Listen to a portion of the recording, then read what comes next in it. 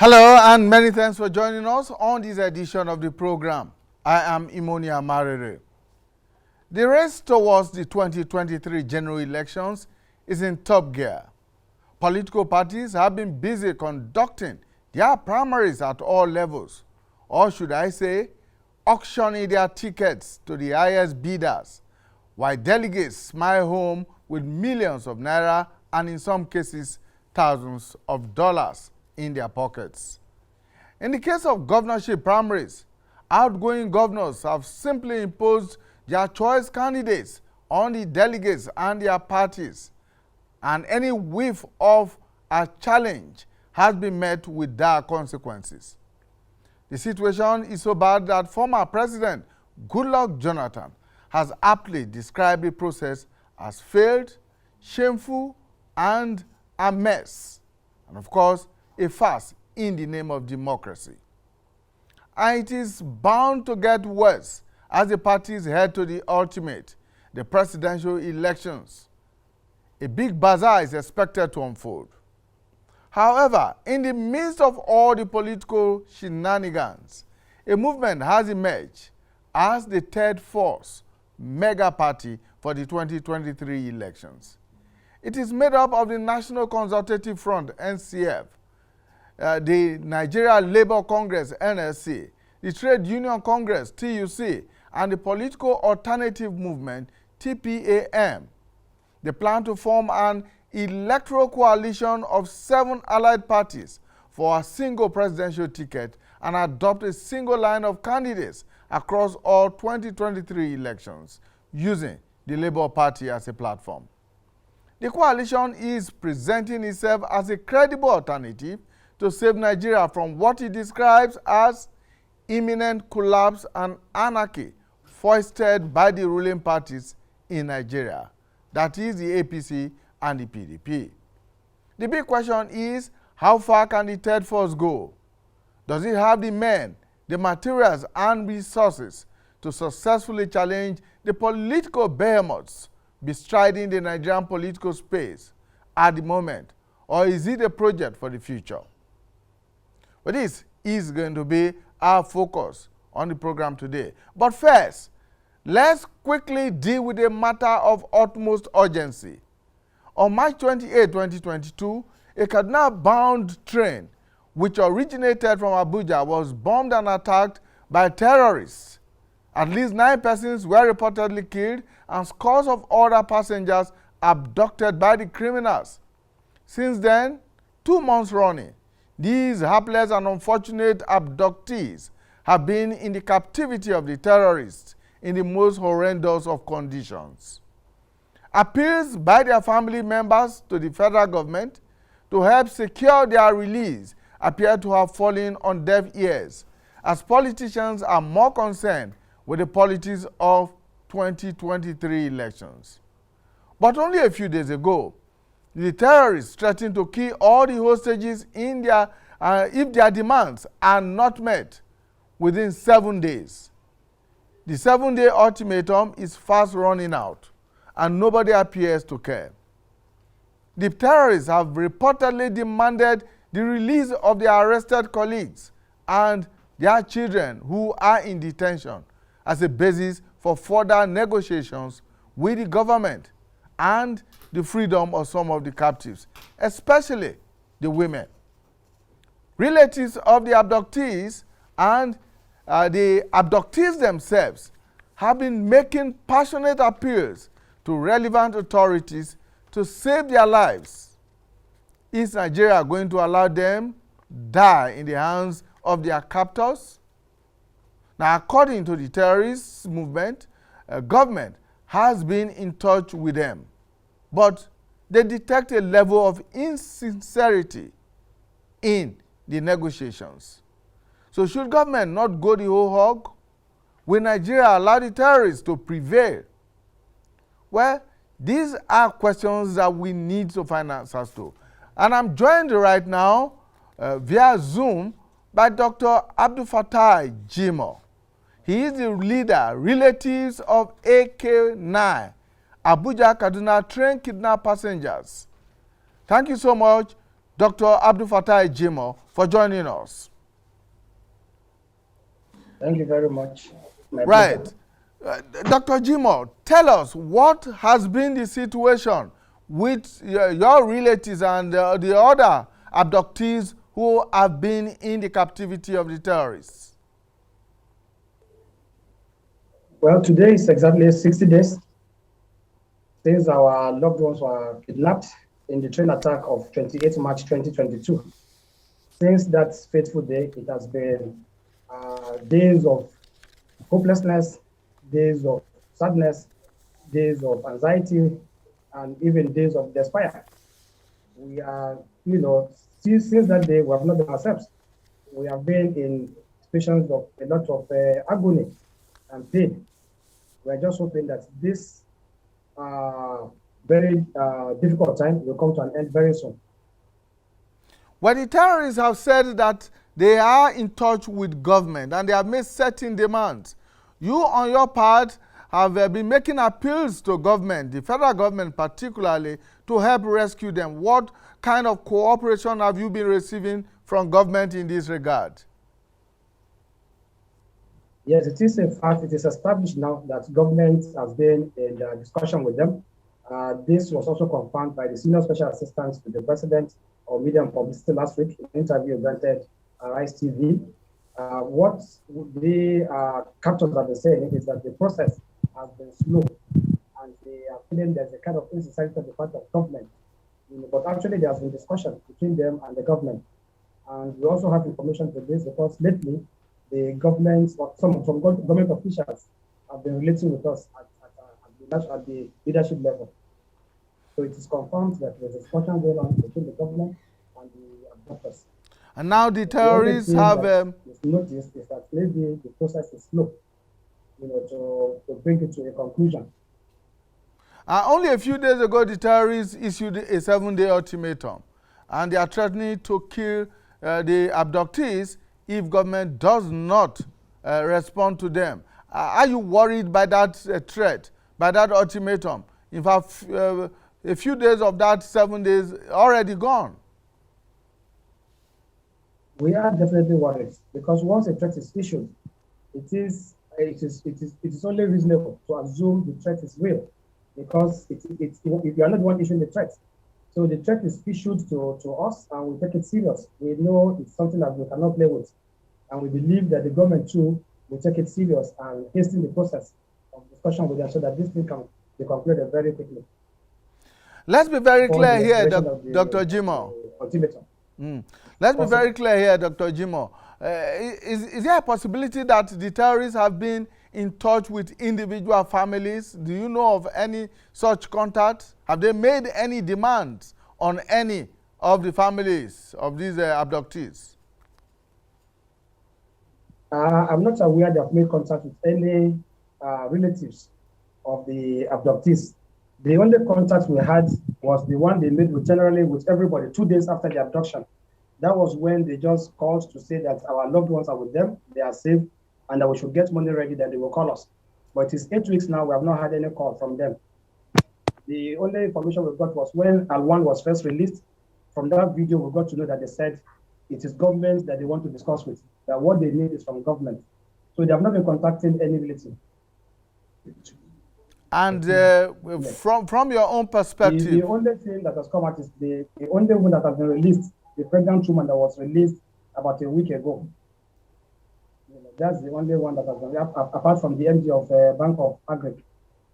But they have not contacted any relative of the abductee for ransom or whatever. Now, from your own position, Dr. Jimo, do we know the exact number of persons that are in the captivity of these terrorists? From the pictures they released 4 pictures about 3 weeks ago. In the 4 pictures, there were 62 people, including the pregnant woman that was released recently. So now they should be having 61 people with them. 61 abductees in all. That's the number that are with them. And the demands they are making on government is that they should release some of their fellow terrorists who are in government detention and their children. Do you see that possibly happening? Yeah, the government is aware of this demand, and I believe they are handling it. It is possible to handle. It is not something out of place. Especially they mentioned the children first. You know, this is something that the government can easily handle. I believe the government is working on this. They are aware of this demand, and I believe they are working on it. Because in the audio discussion they had with the publisher of Desert Herald, they even mentioned the location where they think these children are kept. They said they are in an orphanage in Jamaica. So I'm sure government will follow up to confirm this and take appropriate action. As leader of these relatives of the abductees, how have the family members been coping without their family members, some of them breadwinners in their various families? It is only the grace of God that has been keeping us. Some of the relatives have both parents in captivity. Some have their mothers in captivity, some their fathers in captivity, some aunts and things like that. It has really been very, very difficult. But God is taking care of everybody. We are trying to cope as much as possible. We are giving ourselves courage to stay true. And we are praying and we are believing God will answer our prayers, and this will come to an end very soon by the special grace of God. But it has not been easy at all. It's been very difficult. It's a traumatic experience. It's an experience one we don't wish anybody to have. Have you had any kind of support, any type of support at all from government, whether state or federal?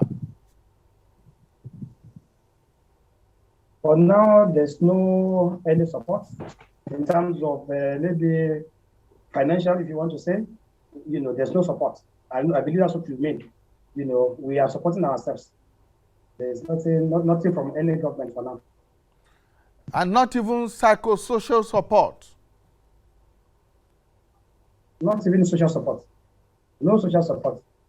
And this social support is important because some of our members are even going into depression. They need some kind of medical care, you know, but we're not having it, except you do it on your own. You know, we have not had any kind of support, whether medical, whether financial, from government. We have been taking care of. The situation is very, very difficult for some of us. I can only imagine that. But what would then be your message, your appeal to government and to all other agencies or even international organizations, how this can be resolved amicably? Our appeal to government is to hasten the process of discussion with the captors so that this can be concluded very quickly. It appears there may be need to even have a mediator to boost confidence on both sides. So we suggest that the government can even bring in mediators in such conflicts. It normally helps the process so that it builds confidence on both sides. Once there's confidence and trust, this thing can go very quickly.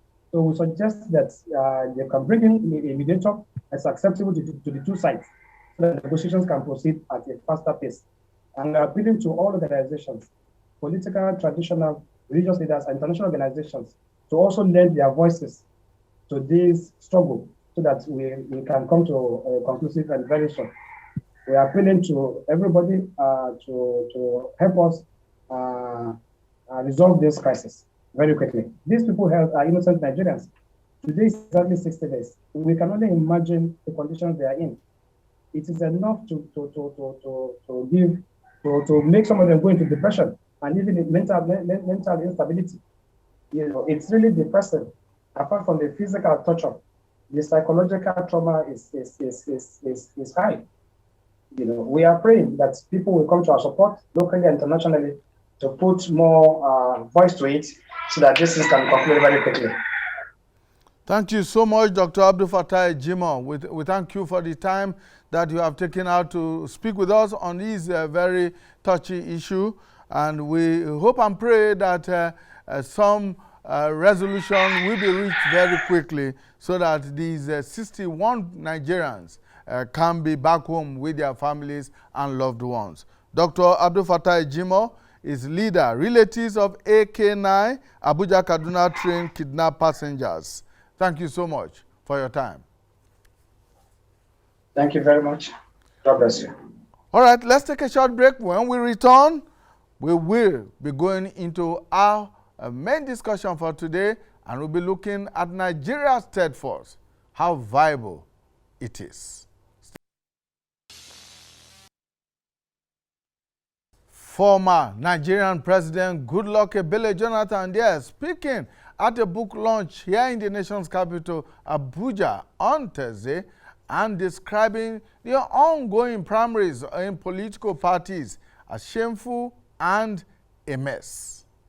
Well, so what will a third force, a third mega party, bring into the mix of the political structure, system, and democratic process in Nigeria as we move towards the 2023 elections?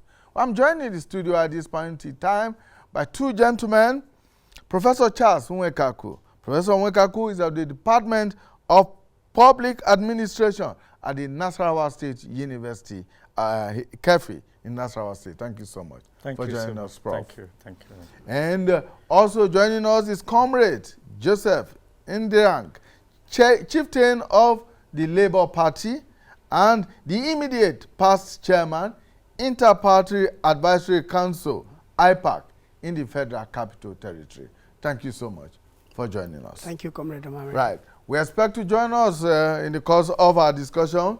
Comrade Martins Egbonobi is the National Vice Chairman, Trade Union Congress, TUC, Political Commission. Right. So let's begin with you, Comrade Joseph. The third force. Tell us a little bit about it. What is the third force all about? Thank you very much, Comrade Amari, for having me. The third force is a child of necessity that came into existence as a result of the state we found ourselves in Nigeria. Nigerians are tired of the ruling party. In fact, the two are the ruling party, the PDP and the APC. PDP ruled Nigeria for 16 years, and they left it along there and handed it over to APC. And today, Nigerians are crying. They are tired of these parties. So what actually brought about the NCP, the National Consultative Forum, is as a result of all that has been transpiring in the country. People are tired, people are hungry, there's no electricity. You can go on and on to spell those things that are not there. But the third force has come out to wrestle power from the hands of these people. And it is adopting Labour Party, which is the party for the masses in this country. And I want you to know that Labour Party is an institutional political party. It's not like these other parties. It's institutional in the sense that it is owned by the Nigerian workers. It is owned by the trade union movement. Just as its international counterparts, we have Labour Party in about 58 countries of the world. And presently, about 6 countries are being ruled by Labour Party. You know what happened in Australia last week? Our man there was elected as a prime minister. And this is what we want to replicate in Nigeria. The only hope of the common man is for people to come together, people of like minds, as a coalition. And this coalition is made up of credible people. The NCF is being run by Professor Pat Utomi. And the secretary is, we call him veteran comrade, Wale. Now, they are coming to adopt Labour Party. But you see, there are misunderstandings on the streets. People think that the names of the party that were mentioned to come along are going to be parties that are going to merge. No, that's nothing like merger. It is a coalition. And this coalition, if you must wrestle power from the present crop of leadership that we have in this country, you need a coalition. People must come together. Institutions must come together. Even AIT, we want it in the coalition. Because we have to get Nigeria out of the woods. And we have gotten presidential candidates on the Labour Party ticket. Very soon, you are going to know them. And as a matter of fact, we have started our primaries yesterday with the State Houses of Assembly. And the third force is working with us. And that is exactly what we're working as a coalition. Well, before I come to you, Prof, let me ask Comrade one more thing about the number of political parties and the identity of those political parties that are coming together in this coalition. Not a merger now, a coalition. A coalition, very good. Yes. Yeah, but you see, the numbers are multiplying by the day because it is a matter in process. It's in progress. More political parties are coming. We're making some contacts with other political parties to say, see, we must come together as a force so that we can work in such a manner that we can be able to wrestle this power from those people that have exploited us in this country. Nigerian workers have made up their mind. One of the things we say is that we have discovered that the only way we can get to the place where policies are executed and implemented and are even decided, we must also be in governance. And I want to say that the workers in Nigeria are tired of demanding for minimum wage. They are tired of demanding for wages. What they want to do now, starting this 2023, is to begin to determine the wage themselves by taking their political destiny in their hands. And we have a document in our hands now called the Charter of the Man of Nigerian Workers, which is the instrumentality with which we will negotiate with any political party that comes to power, including Labour Party. So anyone that comes on the ticket of Labour Party, we will present the Charter of the Man and the policy paper from the TUC. This Charter of the Man is from the NLC. That we will present it to you and we'll face you. We'll make sure that you sign an agreement with us that you are going to implement these things. It has to do with the welfare of Nigerians, the market women, and all that is contained economically so that Nigeria can come out of the woods. And we're getting people who are coming in, credible people, whom we know they can get us out of the woods economically. They're coming to the party. The party now, in fact, the rate at which people are coming is alarmingly attending an unprecedented dimension. We're trying to manage because Nigerians are trooping into the party. The party has actually been dormant for some time. And the reason being that the owners of the party, which is the Nigerian Labour Congress, then the Trade Union Congress, and other people who hijacked the party. But right now, I was one of the people in the eye of the storm. I've been here several times to wrestle it out. But I tell you confidently, and I tell Nigerians, that the Labour Party is one, under the leadership of Comrade Barrister Julius Abure. And everything is going on fine. And we're calling on Nigerians can come to their own party because that is their own party. That they Prof, so the big question is this a positive development for Nigerian politics and democracy at this point in time, or would you say that it's coming late in the day as far as the 2023 general elections is concerned? Thank you, Mr. Marere. Well, I think it's a positive development because for the first time, Nigerians are beginning to assert their rights. So a situation where few cabals keep the entire country in a stronghold, it doesn't make sense. Today, Nigeria is almost gone. Nothing. You don't have fuel to buy. You don't have cooking gas. You don't have kerosene. The exchange rate of Naira, I think, is 600 and something. Now, nothing. There's, if you see an average in Nigeria, you see wrinkles. That will show you the extent of suffering. And so, but I'm happy that there's a third force. But my own worry is whether the third force will not go the way of both PDP and the APC. If actually I have not read their manifesto. I don't know whether it's ideologically based. Yeah. If it is ideologically based, then they will go far. But if it is not, well, midway, they may still be blown off by the wind. So the pressure is much. Nigerians are angry. Nigerians are angry. So you can see what happened in PDP in the last 48 hours. So primary delegate has been reduced to cash carrying. It's highest bidder. Not the best. See, when you see Plato in his Republic, He said that an ideal state is a state ruled by the philosopher kings.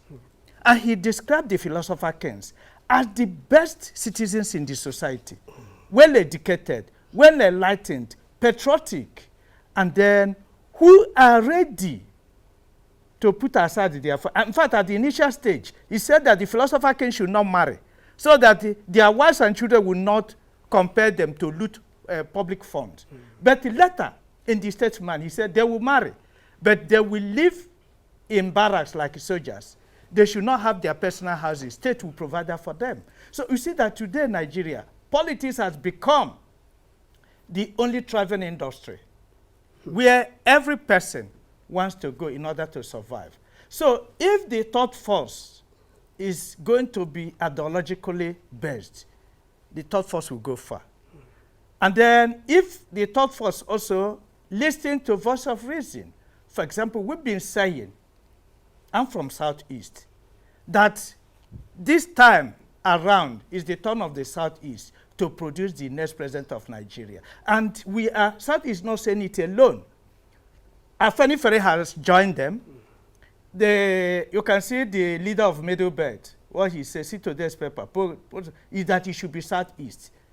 And so Southside is the Southeast. So if the third force also makes a mistake by not getting a candidate from Southeast, there will be nowhere. So this time around, Nigerians are saying it is the turn of the Southeast. And in that Southeast, you get somebody that is incorrigible, somebody that has credibility, somebody that is patriotic enough, and we have a number of them in the Southeast. So if the third force listens to the voice of reason and looks around the Southeast and get a presidential material, that person will be the next president of Nigeria. Because Nigerians are tired of hanky-panky, people who believe in money. You can imagine the cost of a nomination form, 100 million. How many educated Nigerians? That's only for the APC. Yeah, APC. Even for 5 million. Oh, yes. I can, as a professor, I haven't seen 45 million in all my... I haven't seen a professor. So how many professors will afford it? No. We are not saying that professors are the best administrators, but we are saying well-educated people who rely on that is meaningful source of income. How many people can afford 45 million? So whether you talk of PDP and APC, the cost of nomination form is so high. So you find out that through that, a number of people who could have rescued this country are already eliminated. They cannot participate.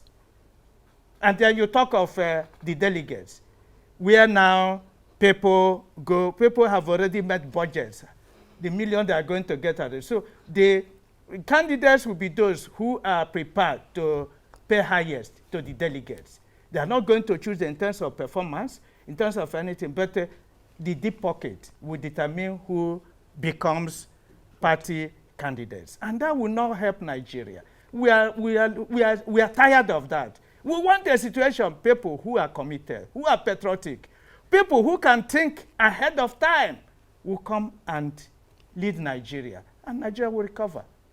So today is something else. All right, let's take a short break. When we return, Comrade Joseph will be telling us a lot more about the third force, why it has taken the partners in this proposed coalition so long to arrive at this, and given the short time between now and the next election, how the magic will be done. Stay with us.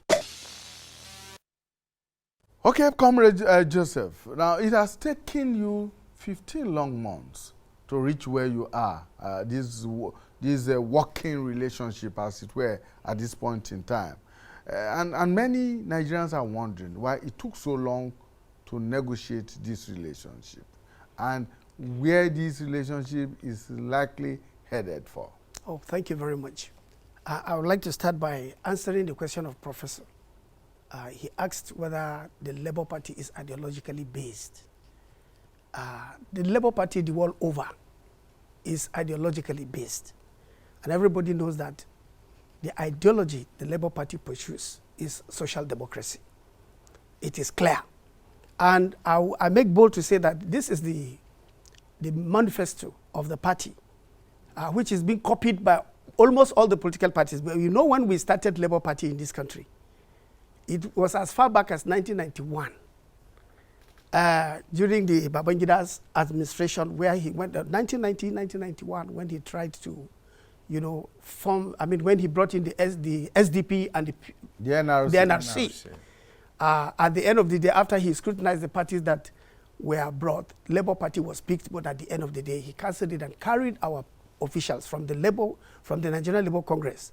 He took them, one to the SDP and the other to the NRC. The Labour Party has a clear manifesto which speaks about social democracy, so it's that based. Now, you are saying how far? Why did it take us this long to be able to? You know, the forces that are fighting in this country are not forces that you can play with.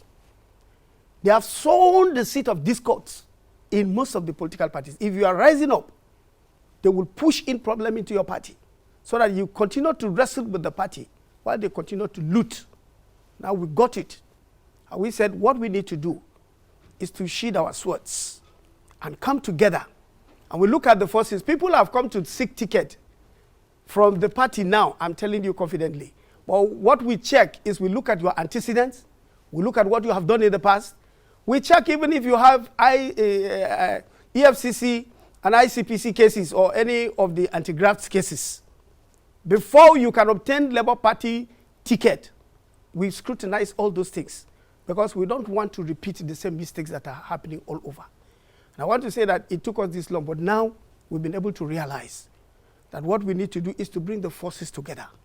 And we are the ones hunting for the presidential candidates. It's not that the presidential candidates are hunting us. We look for credible people. We've been hunting for people like Peter Obi. We've gone out, we've tried to reach him, we've tried to do everything. And in fact, we've sent it to the place of prayer. I'm a pastor. And I think, I don't know, I know that God answered prayers. So, but I'm not going to speak for him. He will be the one, by the grace of God, maybe a miracle will happen. And if he happens to come to the Labour Party, you can imagine the strength and the bulldoze that the party is going to take. The NLC, the Nigerian workers, are mobilized. They are massively entering into the party. The Trade Union Congress, TUC, they have massively mobilized. The market women, the road transport workers, the teachers, everybody is just tired. And they said, look, this third force will be the only way out. And I tell you, it is a force to reckon with. And we are not ready to repeat most of the things that are happening. It's not going to be business as usual. The third force is going to bring incredible Nigerians. And these other political parties that are aligning in it, if we have the best presidential candidate from them, all of us would line behind them. So that is the tactics. We want the best. We want to restore meritocracy into the political system, not monetocracy. You know, Nigerians can manufacture language. We have factories for manufacturing English, so I'm manufacturing one now. You know? So we don't, look, you are dangling 100 million before Nigerians who cannot eat, and you want them to elect you. You think Nigerians are fools? The third force is the way out. And they have adopted the Labour Party. And the Labour Party is out for everybody. And some of the persons or some of the political groups that are beginning to align with you have individuals who were in some of these other political, big political parties previously. Yeah. And who may have imbibed all the bad mannerisms of those parties that you are opposed to. But you are ready to welcome them in. What makes you feel that they will not infiltrate this third force and turn it into another of these other political parties that you are so concerned about? You know, we have a system. We have a system in the labor movement. And as far as we are concerned, we are sorting them out. We are sieving them. Many have come and we've denied them. They've said we said if you like, go to court. We don't care. We are sieving them. We will look at your antecedents. I said, we'll look at what you have accomplished. We'll look at how many people you've been able to help in this country. Those are the criteria that we look. So when you come to us as a money back, we must investigate to find out how you got your money. Because I wonder where someone will remove the sum of 100 million from his business and that business will not collapse. I don't know. Some say they sold the arms to to raise 100 million. Oh, well, okay. Another said farmers contributed Which farmers? monies to buy forms for them. I sitting down here, I am from the Farming Trade Union. I am from the Nigerian Union of Agriculture and Allied Employees. I'm the Deputy National Secretary of that union. So anything that is happening with the farmers, we know. No farmer, they are only using the name farmer. No farmer is now, in fact, farmers are not able to go to farm. They're thinking of how they can feed their children.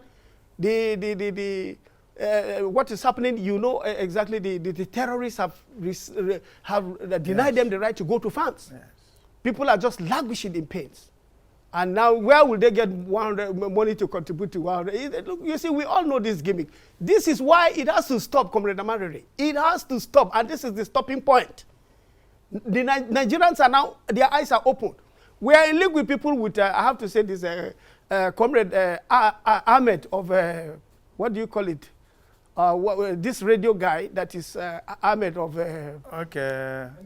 Embelembe. We are in league with him.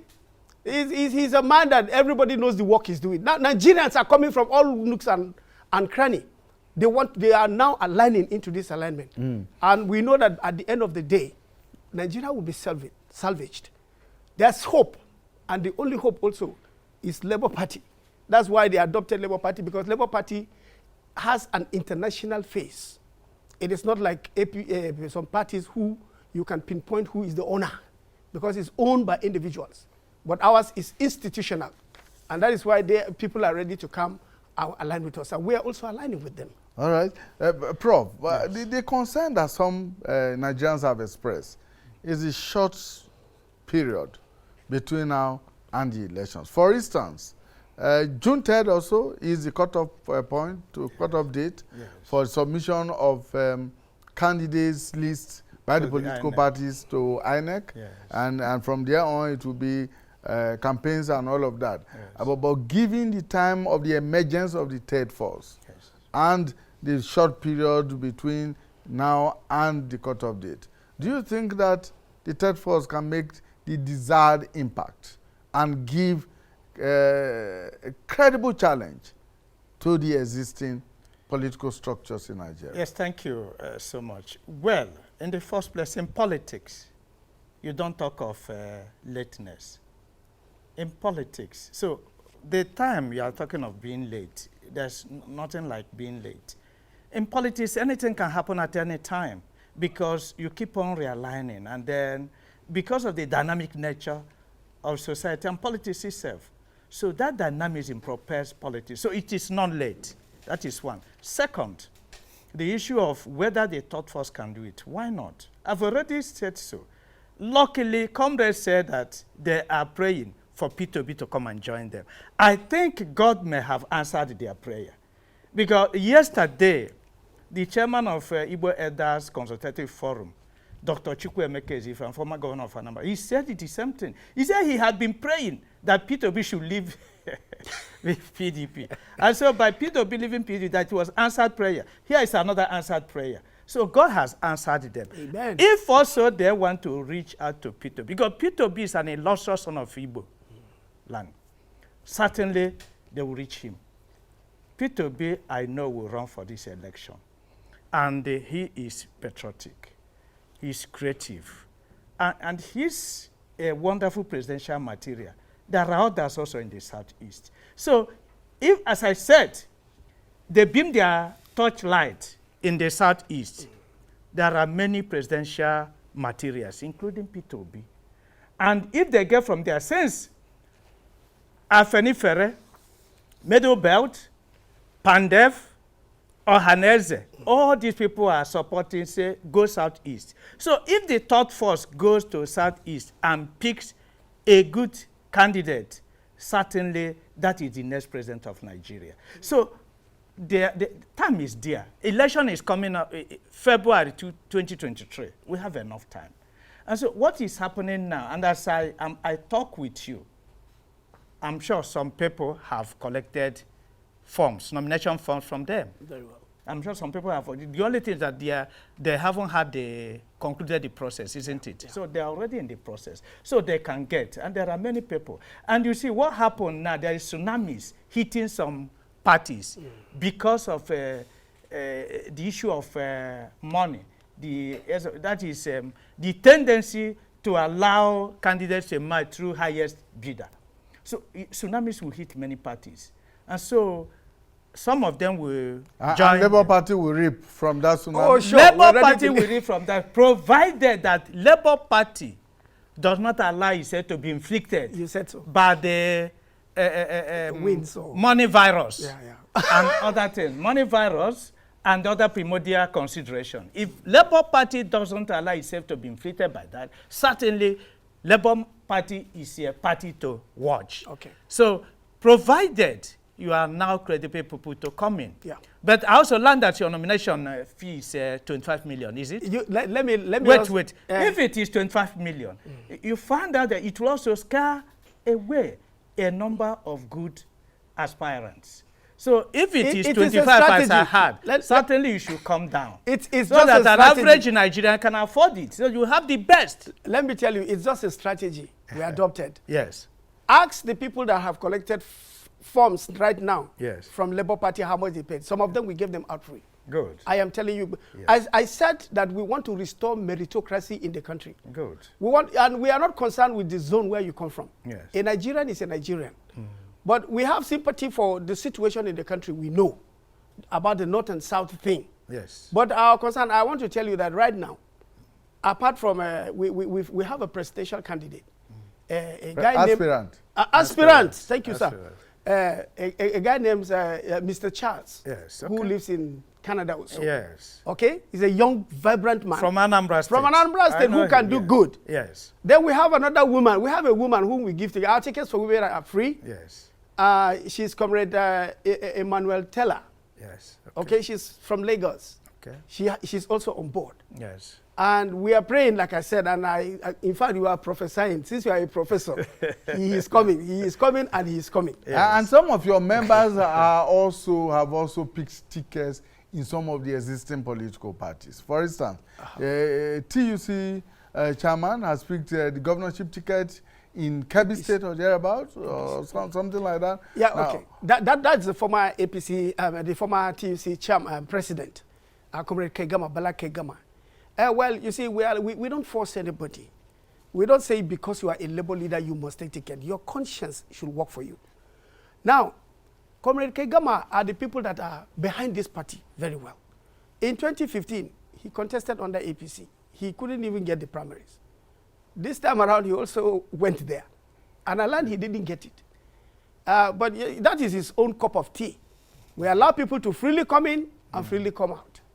But it is the party for the Nigerian workers. And Nigerian workers are tired and they're saying no. No, I think I'm talking about the former chairman of the Teachers Union, who was elected just yesterday. Okay. Who was elected just yesterday as the governorship candidate of the APC in Kebbi State. Okay. Are you talking about the president of NUT? Yes, NUT. Okay, that's a new news for me because we've been busy with this, our coalition thing, and it's a new news. And if he gets it, fine. Listen, if he gets it, he's one of us. What we need to do is we'll present our charter and our policies. And if he's there, the workers will now work with him. He must have been credible for the people to vote him. We don't mind, but we are bringing a challenger. There will be somebody from Labour Party there in Kebbi State. Because the party is believing in meritocracy. We're going to work to make sure that we bring credible Nigerians so that Nigeria will come out of these rough woods. As we round up our discussion, comrade, let's be more practical. Okay. Do you think that the third force is a force for now? I mean, when I mean now, for 2023 elections, or a force for the future? Thank you very much. Like Prof said, you don't talk of lateness in politics. Anything can happen within 24 hours. And I want to tell you that a force that comes as a result of pressure and dissatisfaction is a force that is ready to go any length to make sure that it achieves its objective. And what is the objective? Taking over power by the Nigerians and restoring power to Nigerians. Because we don't want to continue to be slaves. We want to now take over because leadership belongs to the people. It is the people that gives leadership. And that is what is going to happen. And I tell you, it is a force to be reckoned with, whether anybody likes it or not. And we're not ready for any gimmicks. We're not ready for anybody. And no matter what plan they will plan, we are ready for them. Let them come. We will take over Nigeria. Do you have the material resources, the human resources to execute, to see this through? Comrade Amariri, right now, all the cameramen and yourself and everyone is a worker. If we ask you to give us 1 naira, you will give us. Look, listen, it is because we don't want to raise, we didn't come together to raise the resources. We have the wherewithal. If Nigerians can give us 1 naira, what am I saying? I mean 10 kobo. We know how many billions we can get. So it's a work in progress. Raising the resources does not matter. What do you need? The resources you need is the human resources. It is the people that will vote. And once they come into power, we will bring in people who actually know the economy. They know how to mingle, people with international connections, people who know the world economy, people who can call somebody at World Bank, not people who are analog. We need digital people. Prof, yes. On a final note, as we, this weekend is going to be a very busy weekend, yes. a determining weekend for most of the political parties. Yes. What are your projections as we look at the political firmament in Nigeria? Well, first, the question you asked him. You see, now, Nigerian university students are at home, lecturers are at home, many Nigerians are at home. There are materials for the third force. So Nigerians are tired of the status quo, and there's need to change the status quo. So for this weekend, there isn't much cheering news. People who have deep pockets will eventually carry the day. But that is at the primary. But in general elections, they will see that the Nigerians have changed. Nigerians have decided to take their destiny in their hands. We shall no longer allow few cabal to determine the direction of Nigerian politics. Nigerian people are mobilizing. I'm telling you, the Igbo Elders Consultative Forum, the Ohanese, we are mobilizing. And you will see the result of general elections will shock many Nigerians. Because those who think that the status quo will be maintained will be shocked. We're in for shockers. The voting pattern will change. We are mobilizing Nigerians. Political parties that think it should be as it was before, and it will forever, for now, they will be out of the place. Tsunamis will hit them the way they never expected. So because Nigerians are itching for a change, and that change is coming. So I'm happy that we have a thought force. And I know that many Nigerians are going to identify. I know you wanted to ask of structures. Human beings are the structures. That is it. There are no structures more than human beings. Just as P2B has pulled out now, any place he joins, many Nigerians will go with him. Straight, expressly. Many Nigerians are ready to go with him. All right. Yes. Gentlemen, thank you so much for your time. Thank you. Comrade Joseph Ndirang is the chieftain of the Labour Party and the immediate past chairman of the Inter-Party Advisory Council, IPAC, in the Federal Capital Territory. And he's been joined by Professor Charles Nwekaku. Professor Nwekaku is of the Department of Public Administration at the Nasarawa State University in Kefi, Nasarawa State. Unfortunately, Comrade Martins Egbanubi, who is the National Vice Chairman, Trade Union Congress TUC Political Commission, who was to have joined us, could not join us.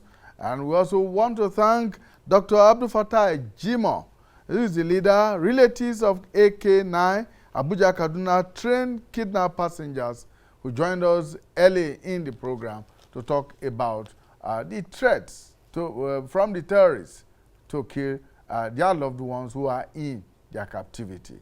Gentlemen, thank you so much for your time. Thank you very much, sir. And for you our viewers out there, we want to thank you for investing your time with us. We'll see you again when we bring you a fresh edition of People, Politics, and Power. Bye for now.